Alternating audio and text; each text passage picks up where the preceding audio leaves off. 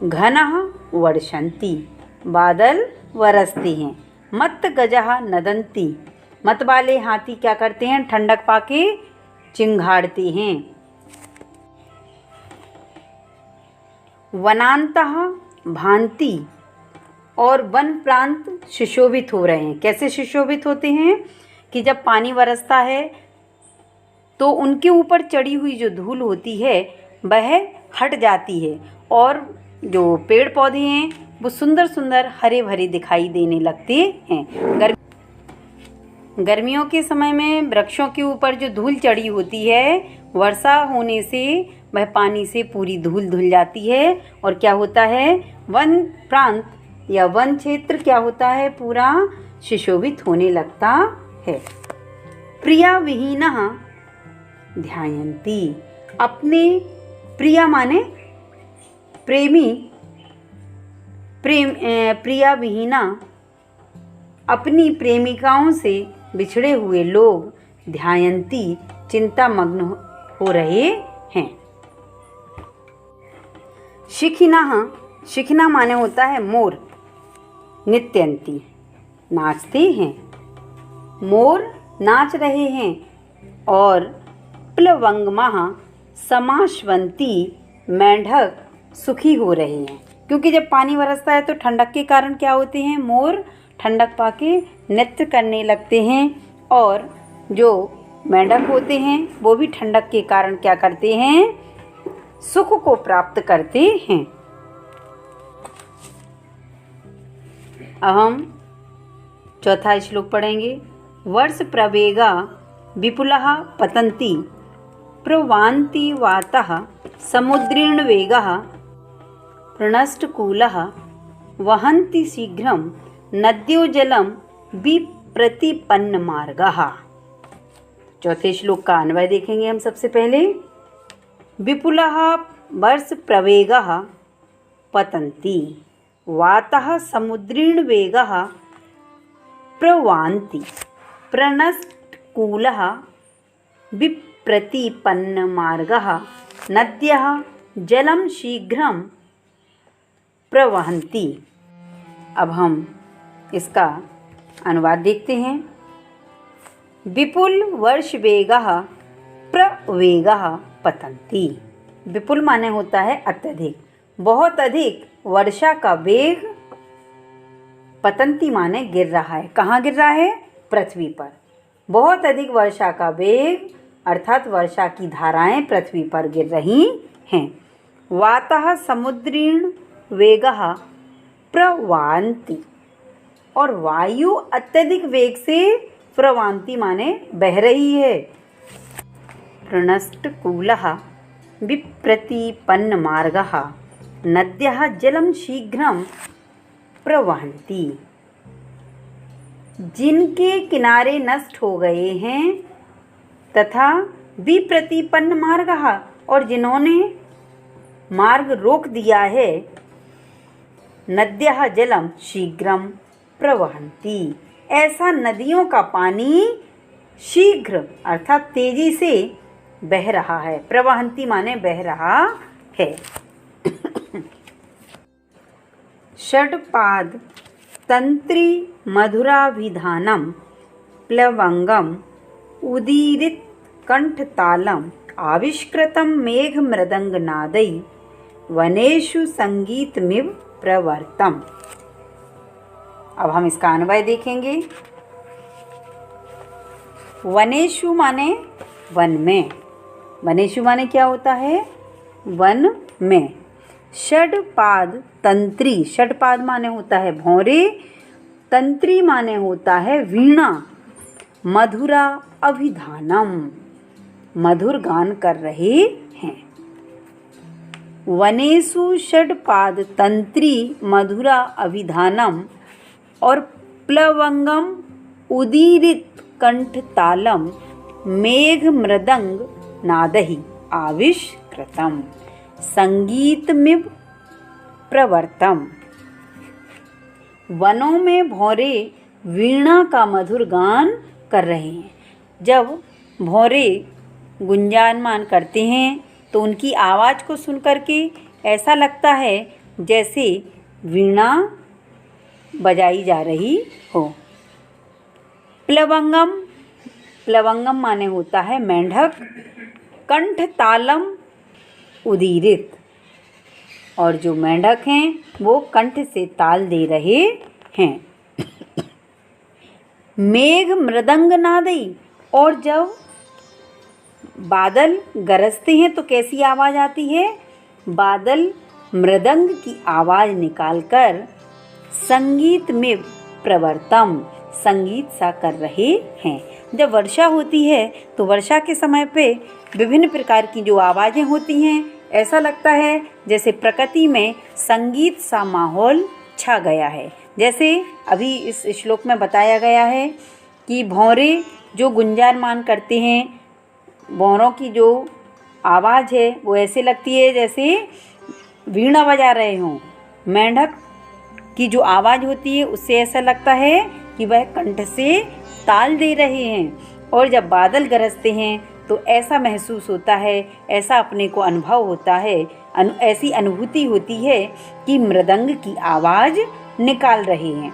और पूरा वन का जो माहौल है, वन का जो वातावरण है, वो संगीतमय हो जाता है। अब हम बात करेंगे 6वें श्लोक की।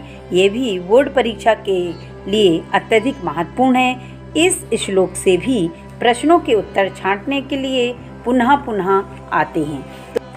तो अब हम इसको पढ़ना प्रारंभ करते हैं। मत्ता गजेंद्रा मुदिता गवेंद्रा वनेषु विक्रांत तरा मृगेन्द्रः रम्या नगेन्द्रा निभृता नरेन्द्रः प्रक्रीडितो वारिधरः सुरेन्द्रः। गजेन्द्र मत्ता गवेन्द्र मुदितः मृगेन्द्रः वनेषु विक्रांततरः नगेन्द्रः रम्यः नरेन्द्रः निभृतः सुरेन्द्रः वारिधरै प्रक्रीडितः। तो ये हुआ इस श्लोक का अन्वय। पहले हमने इस श्लोक को पढ़ा, उसके बाद उसका अन्वय। अब हम इसका हिंदी अनुवाद देखते हैं। गजेंद्रः मत्तः, गजेंद्र बोलते हैं हाथी को। हाथी मस्त हो गए हैं। क्यों हो गए हैं? क्योंकि पानी वर्षा, तो बारिश के कारण वातावरण ठंडा हो गया, और ठंडक के कारण जो हाथी हैं वो कैसे हो गए हैं? मस्त हो गए हैं। गवेंद्रः, गवेंद्र बोलते हैं बैल को। गवेंद्रः मुदितः, बैल प्रसन्न हो रहे हैं। मृगेन्द्रः वनेषु विक्रांततरः सिंह, मृगेन्द्रः माने सिंह, वनों में अत्यंत विक्रांत तरह माने होता है पराक्रमशाली। तरह ये सुपरलेटिव डिग्री का प्रयोग हुआ है यहाँ पे। पराक्रमशाली, अत्यंत पराक्रमशाली हो गए हैं। और नगेन्द्रः, नगेंद्र बोलते हैं पर्वतों को। नगेन्द्रः रम्यः, और बड़े बड़े जो पर्वत हैं वो कैसे दिखाई दे रहे हैं? सुंदर दिखाई दे रहे हैं। इसके बारे में मैंने आपको पहले भी बताया कि पानी बरसने से क्या होता है, जो प्रकृति में गर्माहट होती है, एक तो वो शांत होती है, दूसरा पर्वतों के ऊपर जो पेड़ पौधे लगे हुए होते हैं, बारिश के कारण उनकी धूल हट जाती है, तो बहुत ही सुंदर हरे भरे दिखाई देते हैं।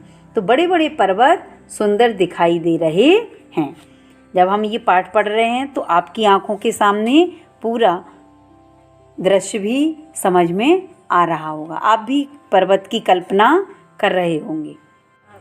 नरेन्द्रः निभृता, और जो राजागण हैं वो युद्ध आदि के उत्साह को छोड़ करके कैसे हो गए हैं? शांत होकर के बैठ गए हैं। सुरेन्द्रः वारिधरै प्रक्रीडितः, और इंद्र मेघों से खेल रहे हैं। जब पानी बरस रहा है तो ऐसी स्थिति में क्या हो रहा है? हाथी मस्त हो गए हैं, बैल प्रसन्न हो रहे हैं, सिंह वनों में अत्यंत पराक्रमशाली हो गए हैं, बड़े बड़े पर्वत सुंदर दिखाई दे रहे हैं, राजागण युद्ध आदि उत्साह को छोड़कर मौन हो गए हैं, और इंद्र मेघों से खेल रहे हैं। चलिए अब हम श्लोक नंबर 7 को पढ़ेंगे। घनोपगूढ़ं गगनं न तारा न भास्करो दर्शनम् अभ्युपेति नवहि जलौघहि धरणी वितृप्ता तमो विलिप्ता न दिशः प्रकाशः। अब हम इसका अन्वय जानेंगे। गगनं घनोपगूढ़ं तारः भास्करः दर्शनं न अभ्युपेति धरणी नवहि जलौघै वितृप्ता दिशः तमो विलिप्तः न प्रकाशः।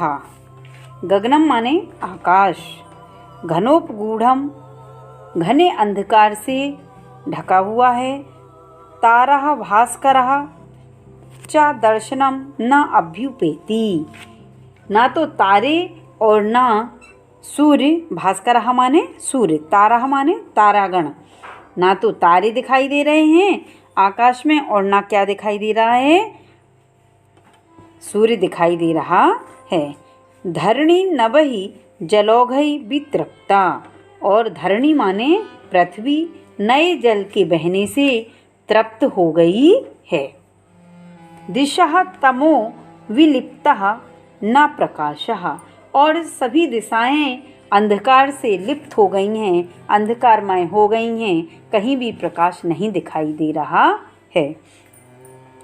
जब बरसात का मौसम होता है तो इस समय चारों ओर बादल होने के कारण दिन में भी हमें क्या दिखाई देती है, अंधेरा या रात सी दिखाई देती है। ना तो आकाश में सूर्य दिखाई देता है, और यदि रात में बादल हैं तो ना रात में तारागण दिखाई देते हैं। और पृथ्वी नए जल के बहने से कैसी दिखाई देती है, तृप्त, अर्थात सभी जगह नमी नमी पृथ्वी पर दिखाई देती है। और चारों दिशाएं किस प्रकार से दिखाई देती हैं, अंधकारमय दिखाई देती हैं। आकाश घने अंधकार से आच्छादित हो गया है, आच्छादित माने ढक गया है, ना तारे दिखाई दे रहे हैं और ना आकाश में क्या दिखाई दे रहा है, सूर्य दिखाई दे रहा है। पृथ्वी नए जल के बहने से पूर्ण रूप से तृप्त हो गई है और दिशाएं अंधकार से लिप्त हैं, कहीं भी प्रकाश नहीं दिखाई दे रहा है। तो अभी हमने वर्षा पाठ के समस्त श्लोकों का उच्चारण, अन्वय और हिंदी अनुवाद जाना।